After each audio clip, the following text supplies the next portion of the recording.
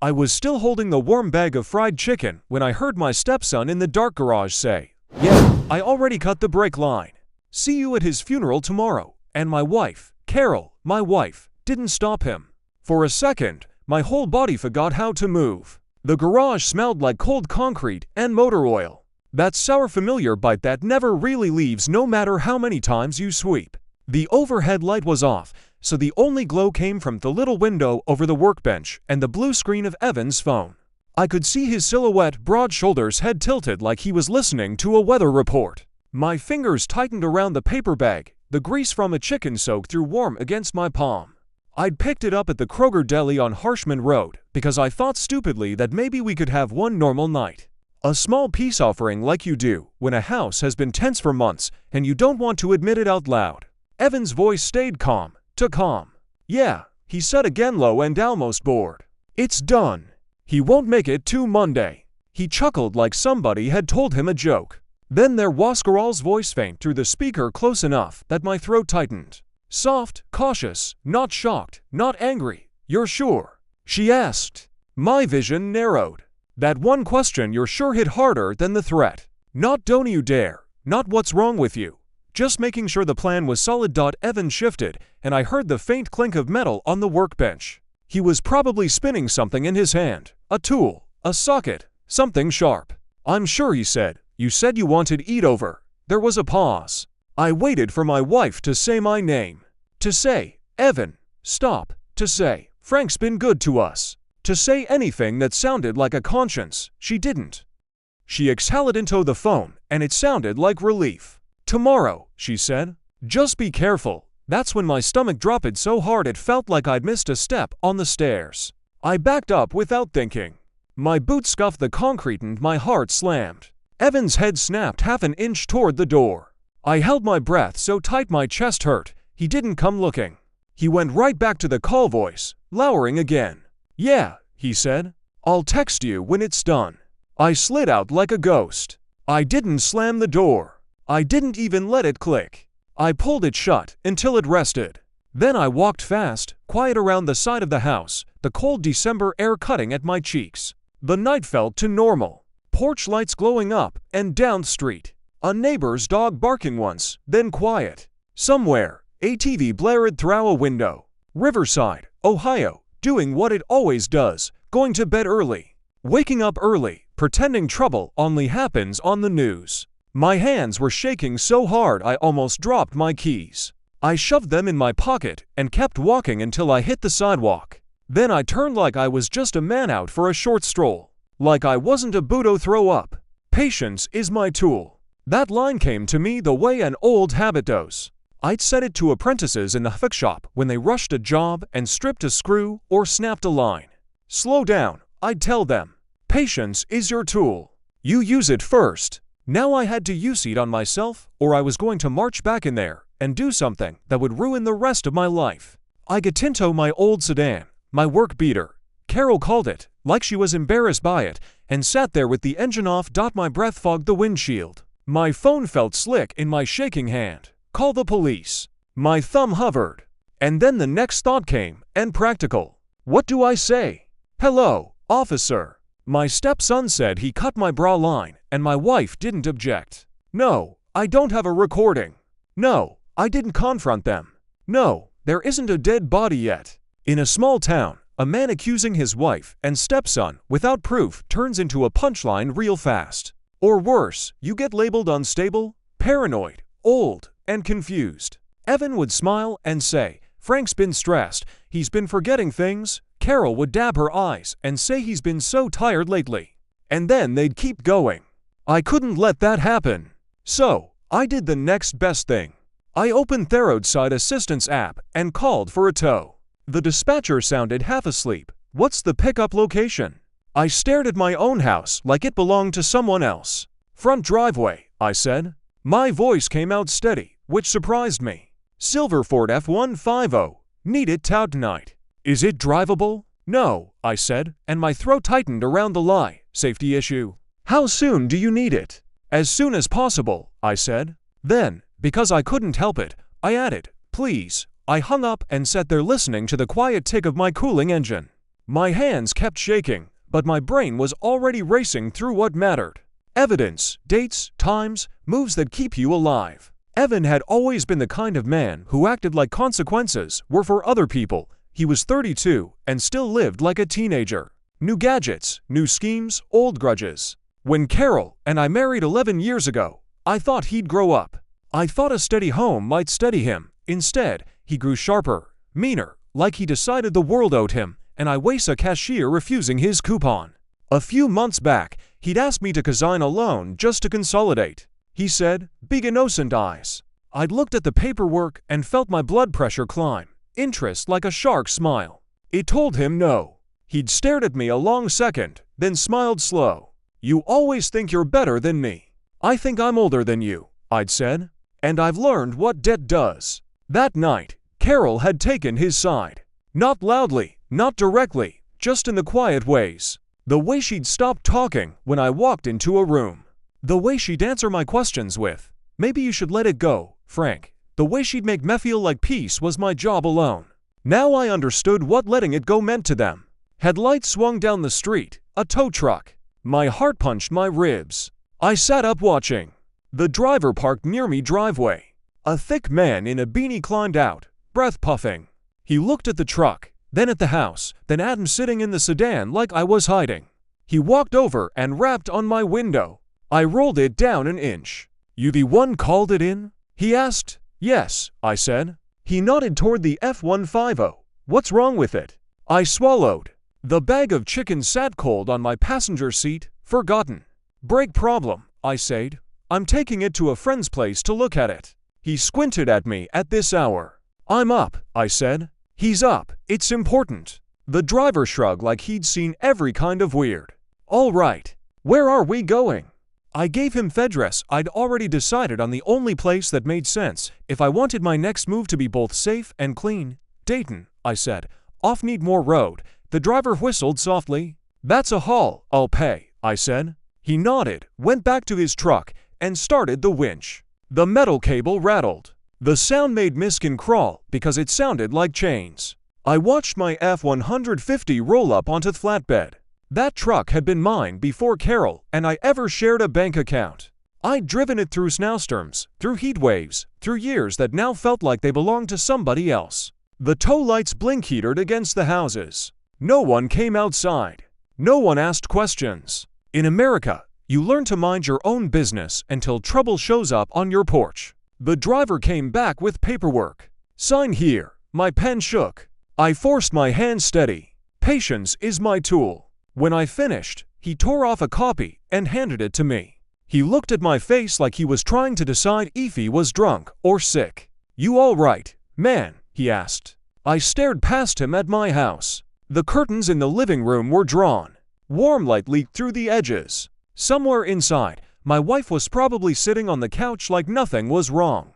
I'm fine, I said, just tired. He nodded like he didn't believe me, but he didn't push. He climbed into the tow truck, and the engine rumbled to life. As the flatbed pulled away, I felt something tear loose inside my chest, like grief, like anger, like the last shred of the life it thought I had. My phone buzzed. A text from Carol. Where are you? Another buzz. Evan, you moved my truck. My throat went dry. I didn't answer either of them, not yet. I sat there in the dark sedan with a cold bag of chicken beside me, watching the tow truck's tail lights disappear down the road like a fuse burning away. I didn't scream. I didn't march back in there. I didn't let them see my fear. I slipped out and I started what I'd always done when something broke in the middle of the night. I handled it. I didn't pull out off the driveway right away.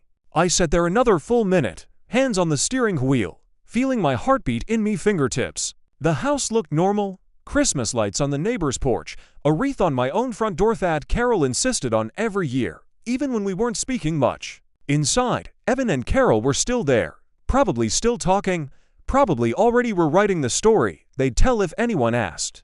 I started the sedan and drove off slow, like I was just going to grab a late coffee.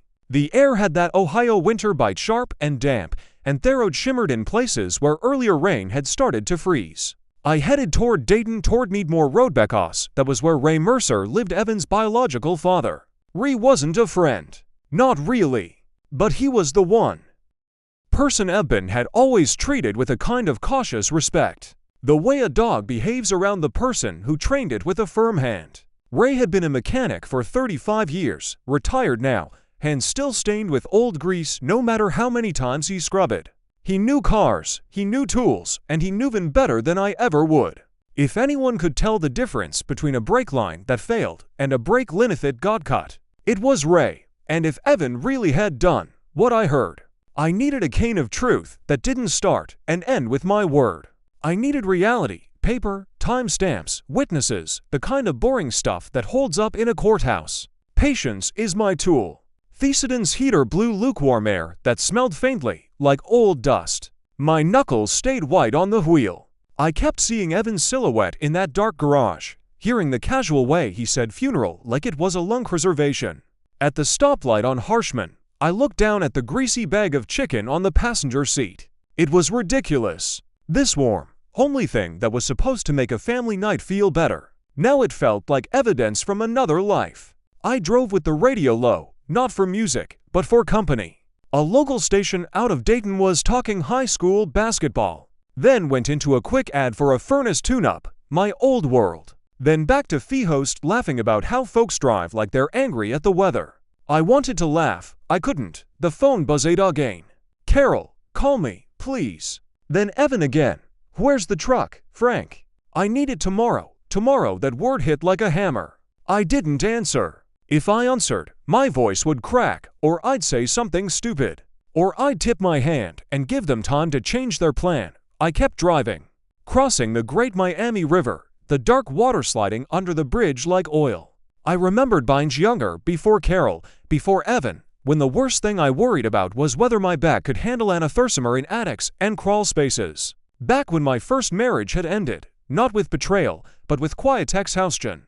Two good people who didn't fit anymore. Now I was 58, and the person sleeping in my bed wanted me buried.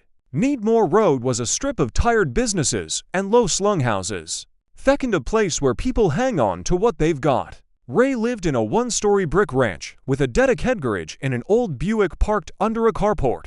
A flag hung from the porch, stiff in the cold. I pulled into the driveway and sat for a second. My mouth was dry. My hands had stopped shaking, but only because something else had taken over, something calm and cold. I got out and walked up to the door before I could knock it open.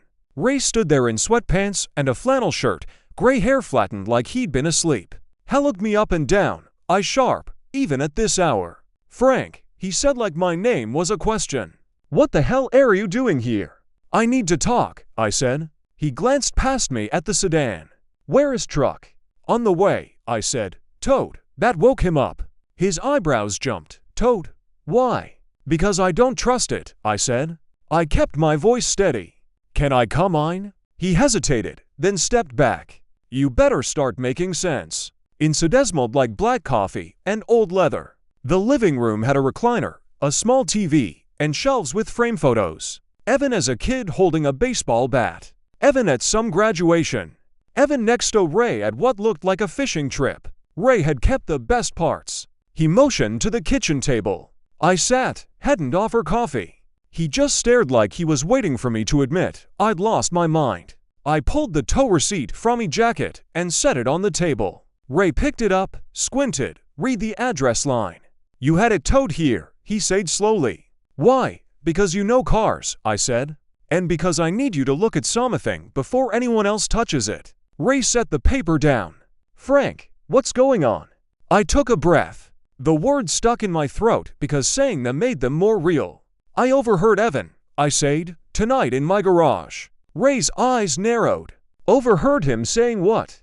I didn't give the whole thing, not yet. I just gave the part that mattered. I have reason to believe that somebody messed with my brakes, I said on purpose. Ray sat back. The chair creaked. For the first time, he looked less annoyed and more cautious. You accusing Evan? He hissed. I'm telling you. I'm not driving that truck, I said. And I want it checked by someone who won't sugarcoat it. Ray stared at me a long second. Then he stood up and walked to the counter where a small spiral notepad sat beside a landline phone. He flipped it open like he was about to write down a number. What do you want from me? He hissed, not looking up. I want you to own the truck, I said. That got his head to turn. Excuse me. I already decided, I said. I'm transferring it tonight. I'll do the paperwork first thing in the morning. I'll sign whatever you need. You'll be the legal owner. Ray's face hardened. Why would you do that? Because I said, and I chose my words carefully. I need a clean line. If something happens with that vehicle, I need it documented who had it and when. Ray's jaw worked like he was chewing on the idea. So, you're building a case. I'm trying to stay alive, I said, and my voice went rough on the last word. Ray didn't speak for a moment. Then, he leaned forward, for arms on the table. Frank, he said quietly, if you're wrong, if you're just scared and you're dragging me into your marriage mess. I'm not wrong, I said too fast. My heart started up again. I slowed myself down. Ray, I'm not asking you to believe me. I'm asking you to look. He watched me, and I could see the calculation in his eyes. Ray was a man who trusted engines more than people. Facts over feelings. Finally, he nodded once. All right, he said. I'll look. Then he pointed a finger at me. But you listen. If this thing is dangerous, I'm not driving it anywhere. I'm pulling it straight into the garage and putting it on stands. You got that? Relief hit me so hard my eyes stung. Yes, I said. That's what I want. Ray stood and grabbed his coat from a hook by the back door. Tow truck should be close.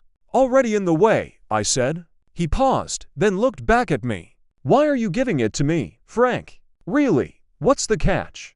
I met his eyes and let a little truth through. There's no catch, I said. Just do me a favor.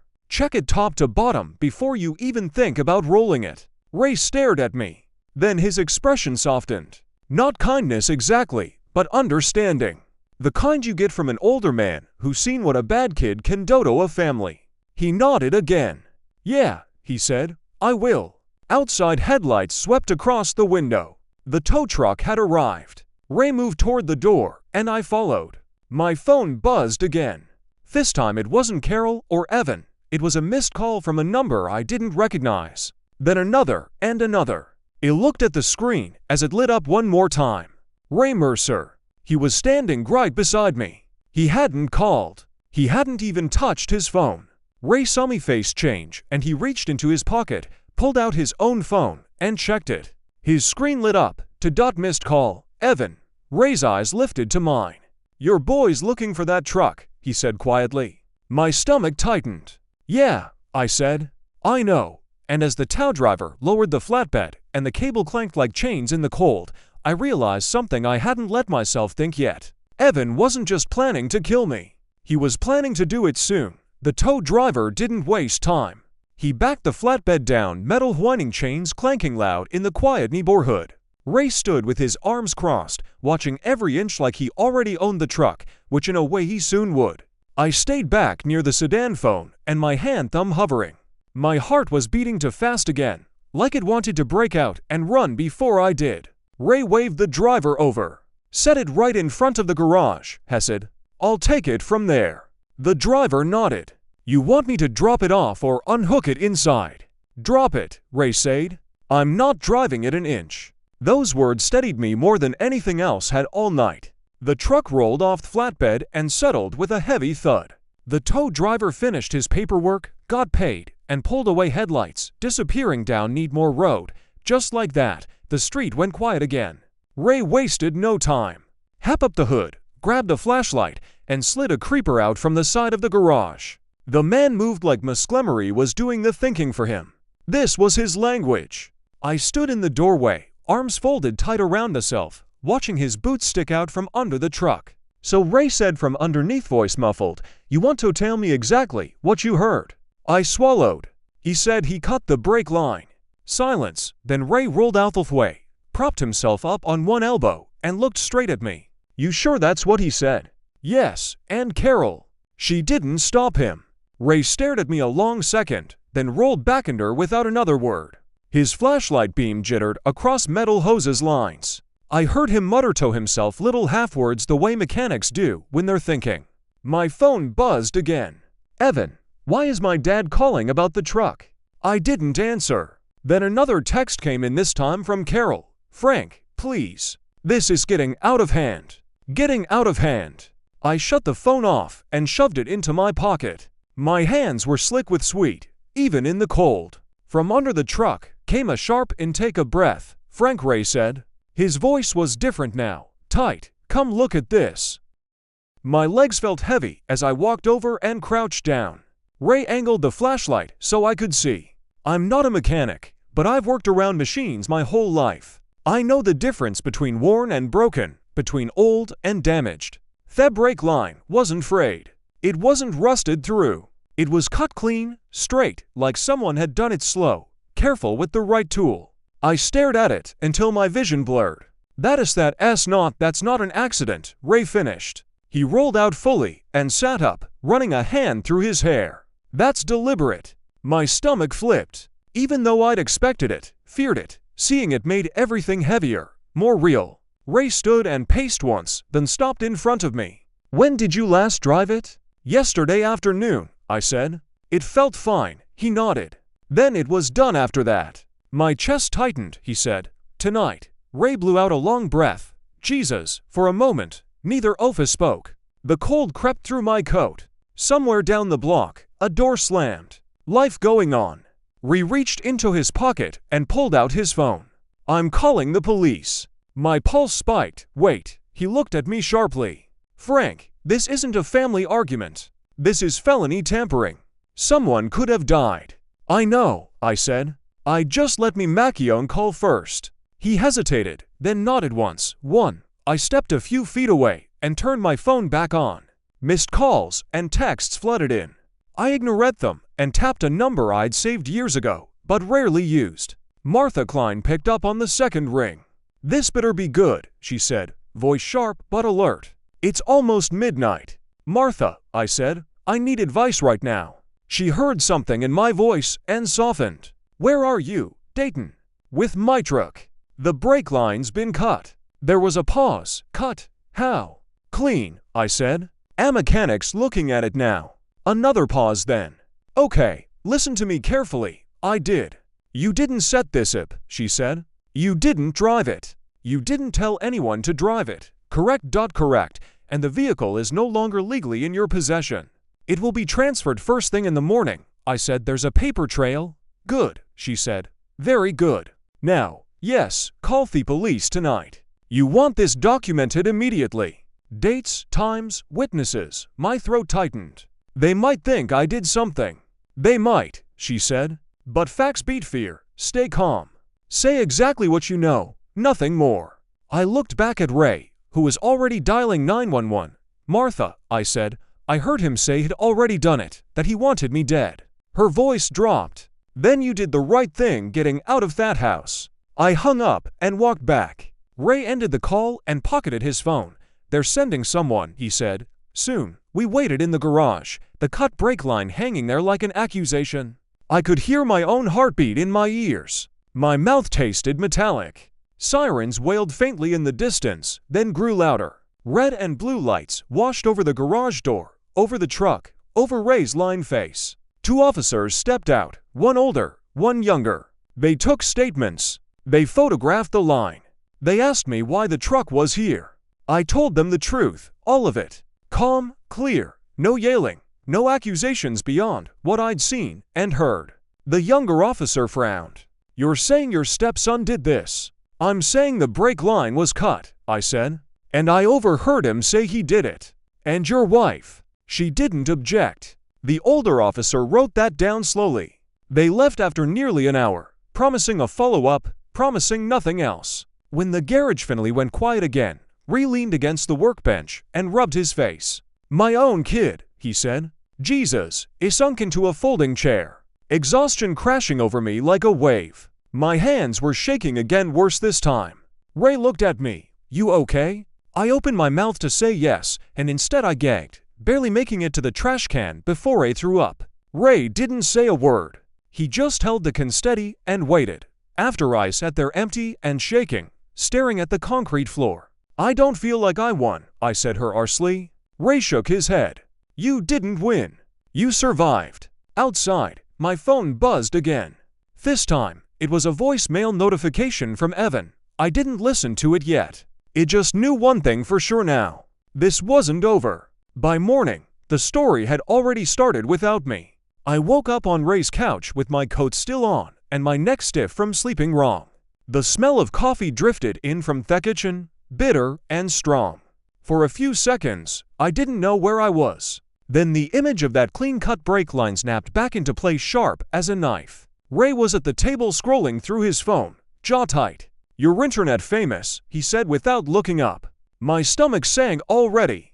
He turned the screen toward me. Carol's Facebook post. It was long, emotional, carefully written. "Please pray for my family. Frank left last night in a fit of anger and took things too far. My son is being accused of something terrible, and we are heartbroken. Lies can destroy a family faster than any accident." There was a picture of her and Evan from last Christmas, smiling arms around each other, our living room glowing behind them. The comments were already stacking up. "So sorry, Carol. Praying for you and Evan. Some men just can't handle losing control. You deserve better." I felt like he'd been punched in the chest. "She didn't mention the brakes." I said. "No," Ray replied. "She mentioned feelings." I swung my feet onto the floor, my head pounding.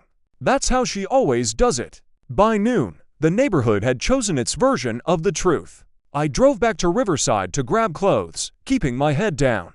People I'd waved to for years suddenly found reasons to look at their phones. Mrs. Keller from 3 houses down stared at me like I'd tracked mud into her church. At the end of the block, I saw 2 squad cars parked near my house. My house, the one with Furath still on the door. An officer stepped up when he saw me. "Frank Delaney, yes, we need to ask you a few more questions." Inside, the place felt hollow. Carol sat on the couch, eyes, red hands folded like she was in a waiting room. Evan stood near the hallway, arms crossed, jaw set. He looked calm, almost bored. "You told them I left in a rage," I said, not to Carol, but to the room. She didn't look at me. "You scared us." Evan smirked. "Yeah, Frank, you've been acting weird lately." The officer raised a hand. "Let's keep this respectful." I answered their questions again. Same facts, same timeline. I could feel Evan watching me like he was waiting for me to slip. Then he spoke. "My stepdad hates me," he said, voice wounded. "He's been trying to get me out of the house for months." "That's not true," I said.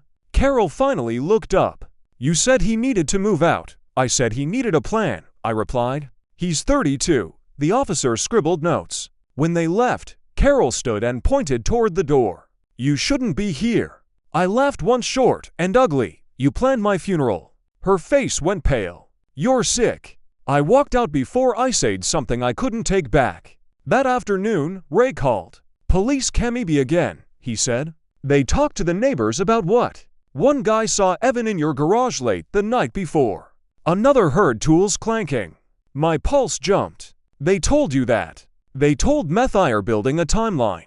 By evening, the local church group page had its own post. Carol had shared it, asking for prayers during this difficult time. "Rumors are flying, and it's breaking our hearts." Someone commented, "We stand with you, Carol. Truth always comes out." I stared at that line for a long time. Truth always comes out.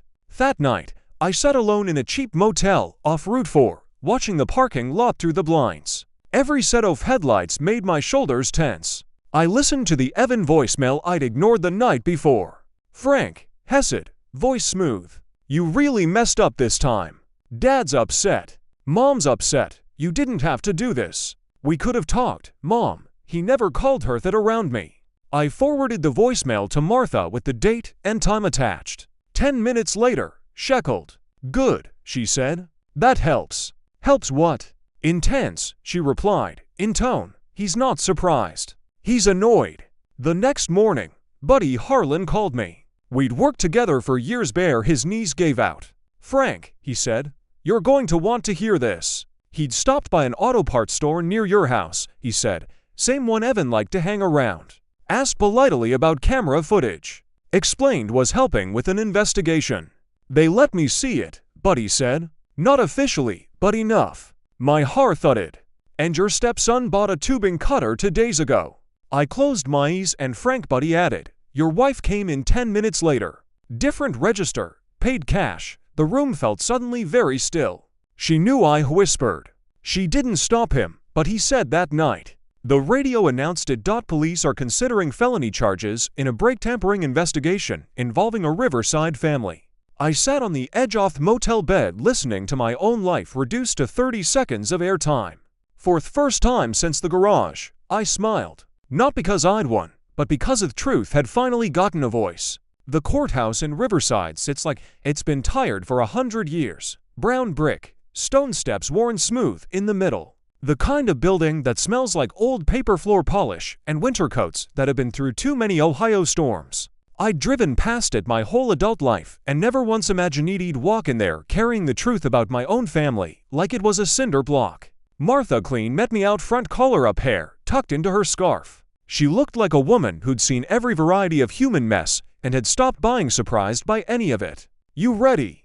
she asked. "No," I said, "but I'm here." "That's the same thing," she replied. Inside, people's voices bounced off the high ceiling. A metal detector beeped. A deputy in a tan uniform told everyone to keep moving. And there, in a hallway lined with bulletin boards full of public notices, I saw them. Carol, Evan. Carol wore a navy coat and a cross necklace like she dressed for sympathy. She clutched a tissue in one hand, eyes red-mouthed, set in that careful line used when she wanted to look wounded but strong. Evan stood beside her in a clean button-down hair-combed face, smooth and calm. He looked like a guy waiting for a job interview, not a man who tried to turn my breaks into a funeral. When he saw me, his lips twitched just a little, like he couldn't believe I'd really taken this far. Carol's eyes met mine. For a heartbeat, I saw fear flash there. Then she replaced it with anger. "You didn't have to do this," she whispered as Martha and I approached. Martha didn't even slow down. "Ma'am, he didn't do anything. He reported a crime." Carol flinched like the word crime burned. Evan smiled at Martha like he was charming. "Morning." Martha looked him over like she was inspecting a cracked furnace line. "Don't talk to me." We went into the courtroom and sat on the wooden bench. The room was smaller than people think. Not a big TV courtroom with dramatic music, just a judge's bench, a few rows of seating flags in the corners, and a hum of quiet conversation that sounded like a church before service. I recognized faces. Mr. Keller from down the block. 2 women from Carol's church group. A guy I'd seen at Kroger 100 times. Folks in a small town don't miss a public show, especially when it involves a family that's been smiling at bake sales for years. My throat went tight. My hands started shaking again, and I pressed them between my knees. Patience is my tool. Martha leaned toward me. "Breathe. Let them watch." "It's fine." "It doesn't feel fine," I murmured. "It doesn't have to," she said. "Just be steady." The judge came, an older man, gray hair, glasses low on his nose. He had the face of someone who'd heard every excuse and already knew how the story ended. Everyone stood, then sat. The prosecutor spoke first. Then Evan's attorney, a younger guy in a shiny suit, stood up and started painting his picture. "This is a family dispute," he said. "A stepfather with resentment. A stepson being scapegoated. A wife caught in the middle." I felt heat climb my neck. Carol dabbed her eyes like she was on cue. Evan stared straight ahead, calm as a statue. Then Martha stood. "With respect," she said, voice clear. "This isn't resentment. This is a cut break line. This is a tow receipt. This is Adam Aline. This is an adult man stating he overheard a plan to kill him. And it is corroborated by physical evidence." The judge stared over his glasses. "We're here for a preliminary hearing," he said. "Not a sermon, but I'll hear what you've got." Martha nodded once. "Yes, Your Honor." Then the prosecutor called the first witness, a technician who'd examined the brake line after police impounded the truck from Ray's garage. He wasn't dramatic. He didn't need to be. He described the cut clean, straight, not corrosion, not wear, a tool cut. The judge nodded slowly, as if he'd expected nothing else. Evan Saturny tried to shake him. "Is it possible?" He asked that the line was damaged by road debris. The technician blinked like the question annoyed him. "A clean cut at that angle? No." "Is it possible it was an accident during maintenance?" The technician leaned into the microphone. "Then someone accidentally cut a brake line clean through and didn't notice. That's not maintenance. That's negligence at best. The judge scribbled something and murmured, or something else. Next, the prosecutor played Evans's voicemail. Theon I'd forwarded to Martha. Frank Evans' voice filled the room smooth as oil. "You're really messed up this time." I watched the faces in the audience. A few heads tilted. People recognized that tone. Not fear, not surprise, annoyance, control. When it finished, Evans' jaw tightened for the first time. Martha stood. "Your Honor, we'd like to call Mr. Delaney." My legs felt like wood as I walked to the stand. I raised my right hand, swore to tell the truth, and sat down. The microphone was too close, making every breath sound loud in my own ears. I could see Carol across the room staring at me like I was an enemy. Martha's voice was gentle when she began. "State your name and age for the record." "Frank Delaney," I said, 58. "And where do you live?" "Riverside, Ohio." "Mr. Delaney, in your own words, tell the court what happened the night you called for the tow." I swallowed. My mouth was dry. The room was silent enough that I could hear someone's coat zipper. "I'd stopped at Kroger," I said. "Picked up fried chicken, trying to have a normal night." A few people shifted. That detail did something. Made it human, not just legal. "I came in through the garage." I continued. The light was off. I hard even on the phone. I heard him say, "Yeah, I already cut the brake line. See you at his funeral tomorrow." My voice cracked on the last word, and I hated that it did. But it was real. Martha nodded steady. "And who was he speaking to?" I looked at Carol. I didn't want to, but I did. "My wife," I said. "Carol." Carol's head jerked, and she whispered to her attorney. Martha's tone stayed even. "How do you know it was her?" I heard her voice. I said, 11 years. "You know, a voice." The prosecutor asked, "Did she object?" I felt my chest tighten again, the same tightness as that night. "No," I said. She asked if he was sure. A murmur ran through the courtroom, soft, startled like wind through dry leaves. Carol's face went pale. Evans' attorney jumped up. "Objection, hearsay." The judge held up a hand. "Overruled for the purposes of this hearing. We're evaluating probable cause." Martha leaned in. "What did you do next, Mr. Delaney?" "I left," I said quietly. I didn't confront him. I called a tow truck because I didn't want to drive the vehicle. "Why did you have it towed to Mr. Mercer's residence?" "Because Mr. Mercer is a retired mechanic," I said. "And because I wanted someone who knows cars to look at it before anyone could claim I imagined it." The judge's eyes flicked to Ray, who sat in the back row. Ray nodded once tight-faced. Evans' attorney stood in approach for cross-examination like a man itching for a fight. "Mr. Delaney," he began. "Isn't it true you've had conflicts with Evan?" "Yes," I said. "Isn't it true you wanted him out of your home?" "I wanted him to be responsible," I said. "He's 32. Isn't it also true," he said, voice rising, "that you transferred a vehicle with a dangerous defect to Mr. Mercer?" I felt a jolt of anger. Martha's hand lifted slightly calm. I answered steady. "I told Mercer not to drive it. I asked him to inspect it before it moved." Ray's voice came from the back low, but clear. "He did." The judge rapped his pen on the desk. "Mr. Mercer, you'll wait to be called, or you'll be removed." Ray shut up.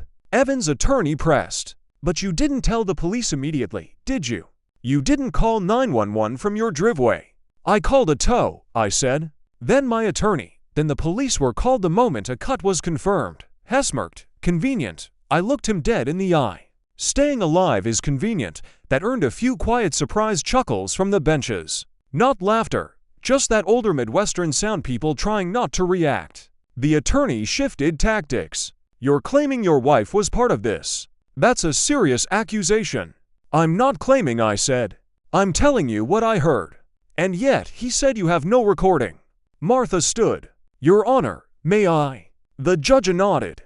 Martha turned slightly and spoke to the court like she was laying out a blueprint. "We have physical evidence of a deliberate cut. We have a timeline placing the defendant near the garage. We have voicemail indicating conscious of action. We have witness statements. And we have store video documenting the purchase of a tubing cutter." The prosecutor added in payment records showing Miss Delaney was present at the store. Shortly after, Carol Mattia sound half gasp, half choked, her head snapped toward Evan, and for the first time, her face wasn't controlled. It was naked confusion and fear. Evan didn't look at her. He stared forward, jaw working. Carol whispered, "Evan, what did you do?" He hissed under his breath. "Shut up." That was the moment. Not that break line, not the voicemail. That two-word snap, "shut up," like she was a problem, not a person. Like she existed to keep the story clean. The judge leaned forward. "Mr. Mercer," he said, "you're the owner, or soon-to-be owner of the vehicle." Ray stood. "Yes, Your Honor." "And you examined the brake line." "I did. And in your professional opinion, it was cut," Ray said, voice thick. "Clean on purpose." The judge nodded slowly, then turned his gaze on Evan. Evan's attorney tried to regain footing. "Your Honor, we maintain this is a..." The judge held up a hand again, and his voice was flat as ash oval. "No." The room went still. He looked down at his notes, then back up. "A mechanical coincidence," he said, repeating the phrase like he was tasting something sour with a cut that clean. "Happens just long enough for everyone to feel it." "Next, you'll tell me the truck performed surgery on itself," he added. This time, people did laugh. Quiet, sharp laughs, the kind that break tension in a room full of older folks who've been holding their breath. Evan's face flushed. Carol began to cry, real tears now, not the stage kind. She covered her mouth with her tissue and shook her head over and over like she could undo what she'd allowed. "I didn't know he'd really do it," she whispered. I stared at her, and my voice came out low, tired, and honest. "You didn't stop it," I said. "You let it breathe in our house." The judge's gavel wasn't dramatic, just one solid knock. "Based on the evidence presented," he said, "this court finds probable cause. No contact order is issued. Defendant will be held pending further proceedings," Evan's attorney whispered urgently to him. Evan stood, hands clenched, eyes burning. As the deputy moved in, Evan finally looked at him. Not with sadness, not with regret, with hatred. For a second, my knees threatened to buckle. Not from fear of him now, but from the weight of seeing the truth of a person so plainly. Ray shifted beside me as if he'd step between us if he had to. Carol's crying turned into a quiet, broken sound, and had just sat there breathing. Feeling the courtroom air fill my lungs like the first real breath I'd taken in days. When it was over, I walked out into the cold Ohio sunlight. It hit my face, pale and weak, but it was light all the same. I didn't feel victorious. I felt alive. I thought the courthouse doors would feel like an ending. They didn't. They felt like a door you walk through and realize you're still standing in some storm, just on a different side of it. Outside, the wind cut across the steps, snapping at coats and making people hunch their shoulders. A couple of the church ladies who'd been in the courtroom avoided my eyes. One of them, a woman I'd helped carry groceries for once when her husband was in the hospital, whispered to her friend and turned away like I was contagious. Ray stood beside me, hands jammed in his pockets, staring out at the parking lot like he wanted to punch something and knew he couldn't. Martha came down the steps quick and purposeful.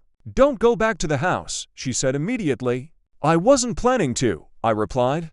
"Good," she said. "No contact means no contact. Let law enforcement handle Evan. Let the divorce attorney handle Carol." The word divorce landed heavier than I expected. Not because I didn't want it, because some part of me still couldn't believe I was here. That me second marriage, the one I thought would be calmer, had nearly ended with a funeral. Ray exhaled through his nose. "I can't believe my kid," he said. Martha gave him a look. "Believe it," she said, "then act accordingly." She turned to me. "Frank, there's going to be backlash. People will say you set him up. People will say you're exaggerating. You cannot get sucked into arguing with the internet." I almost laughed. "I'm 58. I don't even know my Facebook password half the time." Martha's mouth twitched. "Good. Keep it that way." Ray offered to drive me back to the motel. On the way, we passed familiar Ohio things that suddenly felt unreal. Casey's gas station signed a high school football banner. On a fence, a church marquee that said, "Joy is a choice." I wanted to stop and tell the church to update their sign. Joy is a choice, sure, but so is evil. At the motel, I sat on the edge of the bed and stared at my hands. The shaking had mostly stopped, but my body felt wrung out like a rag twisted too many times. That afternoon, I got a call from the detective. "Mr. Delaney," he said, "I want to inform you that we executed a search for tools consistent with the cut. We also collected video from the auto parts store." "I know," I said. "My friend helped retrieve it." "We're treating this as serious," he said.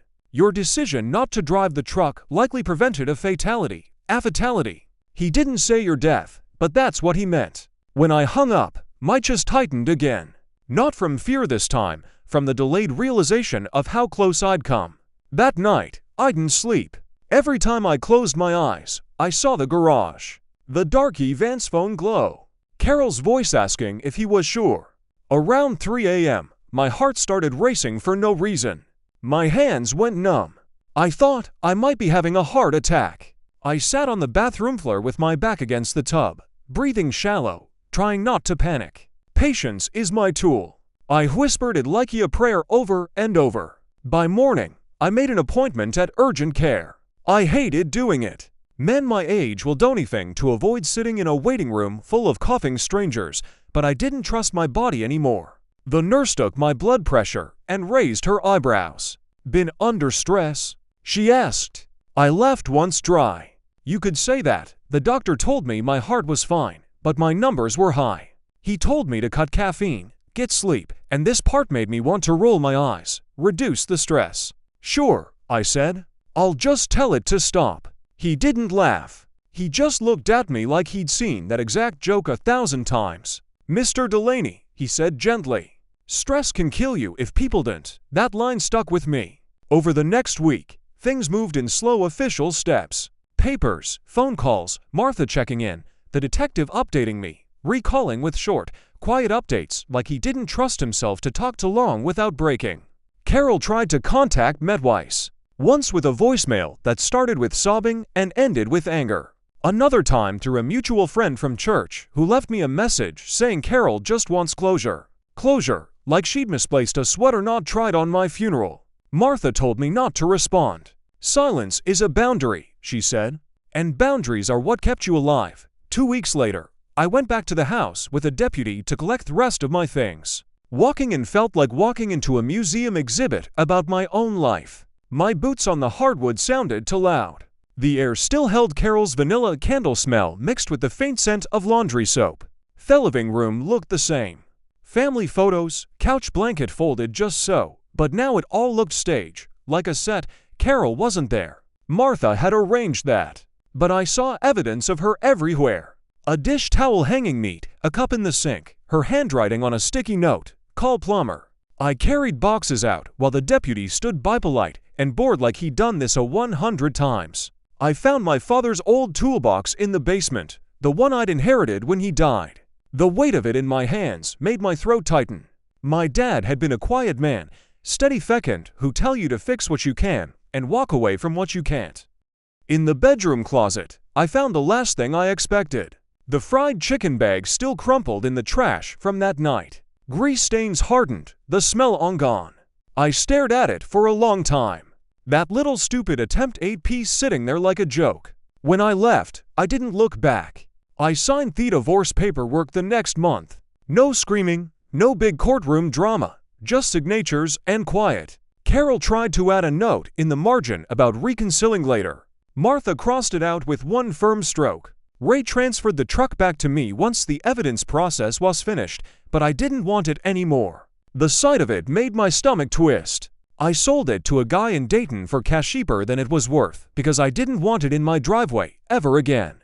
With that money and what I had saved, I bought a small condo near the river in Dayton. Nothing fancy. Second floor, quiet. No attached garage. Just a little balcony with a view of water that moved even when everything else felt stuck. The first morning there, I made a coffee and sat outside in a sweatshirt, watching the river carry leaves downstream. The air smelled clean like damp earth and cold stone. I thought I'd feel triumphant. I didn't. I felt tired. I felt older than 58, but I also felt something else. Something I hadn't felt in a long time. Safe, not perfectly safe. Nothing in life is, but safe enough to breathe without tasting fear. A week after I moved in, I took a small portion of the money from the truck and donated it to a local program that helps victims of domestic violence and supports safe exit plans. I didn't do it to be a hero. I did it because I kept thinking about how many people hear threats in their own homes and have nowhere to go. When the receipt printed, I stared at it and felt my eyes sting. Justice isn't watching someone die. Justice is watching the truth stand up when you couldn't. That evening, I got one last message from a number I didn't recognize. It was short. "You ruined everything." No name, no signature, but ich knew. I deleted it without replying. Because the real revenge wasn't a clever speech or a dramatic punch. It was refusing to play their game anymore. I sat on the balcony listening to the river, and I thought about the moment in the garage, the glow of Evan's phone, the calm cruelty in his voice, the silence from the woman I trusted. If you take anything from my story, take this. Trust your gut. Not your pride, not your hope, not the version of someone you want to believe in. Your gut. And if you're hearing something in your own home that makes your skin go cold, don't ignore it. Move smart. Document. Get help. Tell someone you trust. I didn't scream. I didn't swing. I stepped hesitant. I let the truth do the hitting. If this story stayed with you, if it hit close to home in any way, share it with someone who might need to hear it. And if you want more real stories like this, stories about survival, truth, and justice, stick around, subscribe, and keep your eyes open out there. Because at our age, wisdom isn't just knowing what's right. It's knowing when something's wrong.